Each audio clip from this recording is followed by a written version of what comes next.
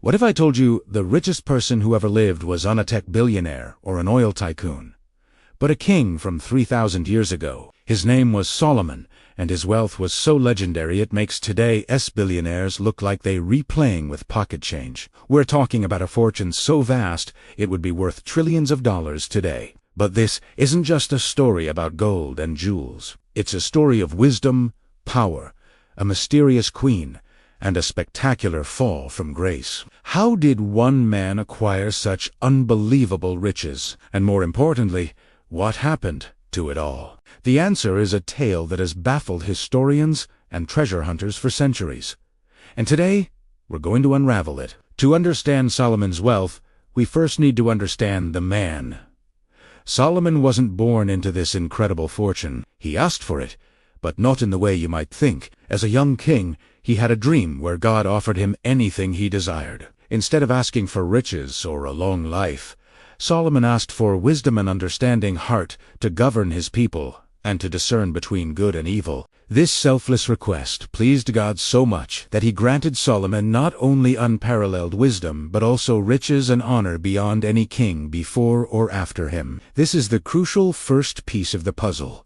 Solomon's wealth wasn't just found. It was a divine gift, a consequence of his pursuit of wisdom. This wisdom became his greatest asset, the ultimate key that would unlock a global empire of trade and treasure. With his legendary wisdom, Solomon transformed his kingdom. He wasn't a warrior king like his father, David. He was a master diplomat and a brilliant businessman. He understood that true power lay not in conquest, but in control of trade. And his kingdom, Israel, was perfectly positioned at the crossroads of ancient empires linking Africa, Asia, and Europe. Solomon forged strategic alliances, most notably with Hiram, the king of Tyre, a city renowned for its masterful sailors and shipbuilders. Together, they launched a fleet of ships, known as the ships of Tarshish.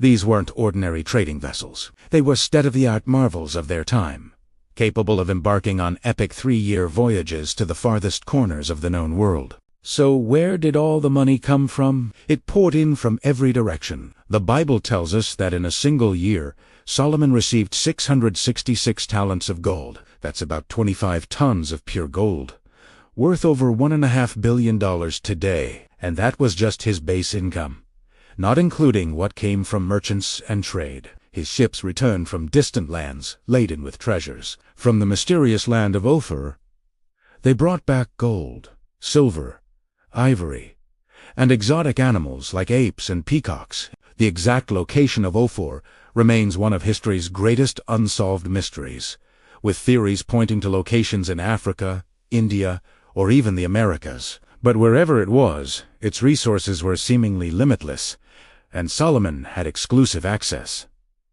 His wealth wasn't just in gold. Solomon controlled the lucrative trade routes for horses and chariots, acting as the premier arms dealer of the ancient Middle East. He supplied the powerful Hittite and Aramean kings, taking a hefty commission on every sale. He established a massive mining operation, particularly for copper in the south of his kingdom. Archaeologists have even nicknamed some ancient mines in the region King Solomon's Mines. All this income from trade, tributes, and industry flowed directly into his treasury in Jerusalem. Silver was so common in his day, it was said to be as plentiful as stones on the street. Imagine a world where silver was literally worthless because gold was the everyday standard. That was Solomon's Jerusalem. With this staggering fortune, Solomon embarked on the most ambitious construction project the world had ever seen. He spent 7 years building a magnificent temple to God in Jerusalem.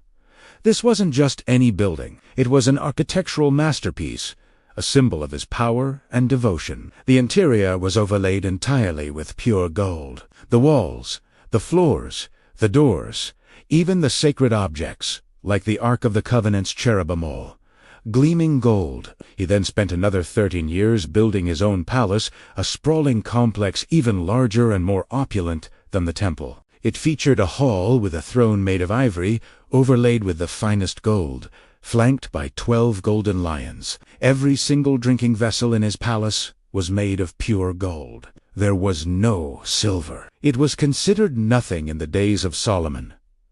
Solomon's fame and wisdom spread far and wide. Kings and rulers from all over the world traveled to Jerusalem just to hear him speak and to witness his magnificent kingdom. The most famous of these visitors was the Queen of Sheba. Her kingdom, likely located in modern-day Yemen or Ethiopia, was rich in spices, gold, and precious stones. She arrived in Jerusalem with a massive caravan, bearing lavish gifts and a list of hard questions to test Solomon's renowned wisdom. Solomon answered every one of her riddles, and when she saw his palace, the food on his table, the organization of his court, and the grandeur of the temple, the Bible says, there was no more spirit in her. She was completely overwhelmed, declaring that the reality of his wisdom and wealth far exceeded the incredible rumors she had heard. This visit wasn't just a social call. It was a high-stakes trade mission that cemented a vital commercial alliance, further flooding Solomon's coffers with the exotic goods of Arabia and Africa. But this golden age couldn't last forever. Here is where the story takes a dark and tragic turn. Solomon's greatest strength as diplomacy also contained the seeds of his downfall. To secure his political alliances, Solomon married hundreds of foreign princesses. The Bible records he had 700 wives and 300 concubines, many from nations that worshipped different gods. While this was a common political practice at the time, Solomon went a step further. In his old age, to please his foreign wives, he began to build temples and altars to their gods, right on the hills overlooking Jerusalem. He, the man who built the great temple to God, began to participate in pagan worship. This act of turning away from the God who had given him everything was his undoing. The divine protection and favor that had been the foundation of his success began to crumble. The promise of an undivided kingdom was revoked. Enemies that had been subdued for decades began to rise up against him. His vast empire started to fracture. After 40 years of a glorious reign, King Solomon died, leaving behind a kingdom that was outwardly magnificent but inwardly rotten and on the brink of collapse. The man who had everything, wisdom, wealth, and power, lost his way, and the consequences would be catastrophic. Immediately after his death, the kingdom split in two. His son Rehoboam, lacking his father's wisdom, foolishly chose to increase the people's already heavy tax burden. 10 of the 12 tribes of Israel rebelled and formed the northern kingdom of Israel, while only 2 tribes remained loyal to Solomon's dynasty in the southern kingdom of Judah.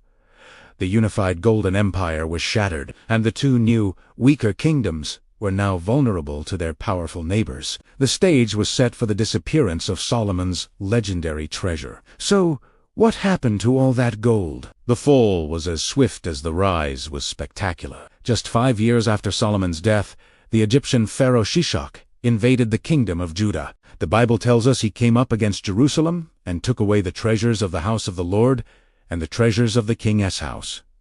He took away everything. He also took away all the shields of gold which Solomon had made.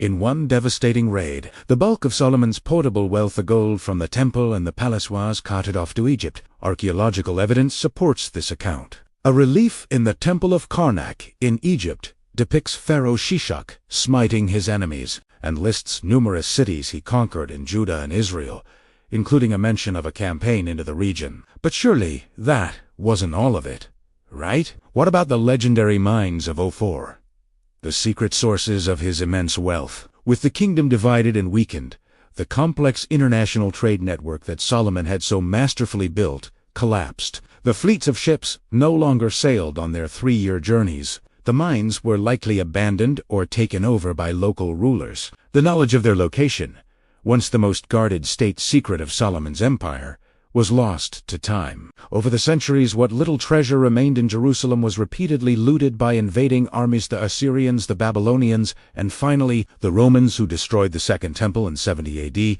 carrying off its sacred vessels in a triumph still depicted on the Arch of Titus in Rome. For millennia, the legend of Solomon's lost treasure has inspired countless expeditions and fueled the dreams of treasure hunters. Some believe the treasure was hidden by the priests before the invaders arrived, and that it still lies buried beneath the Temple Mount in Jerusalem, a location too politically and religiously sensitive to ever excavate. Others believe the Knights Templar discovered the treasure during the Crusades, and that it became the source of their own legendary wealth. Theories abound, from a hidden vault in the Vatican to a secret chamber in Ethiopia, where some claim the Ark of the Covenant itself is kept. The story of King Solomon is more than a treasure hunt.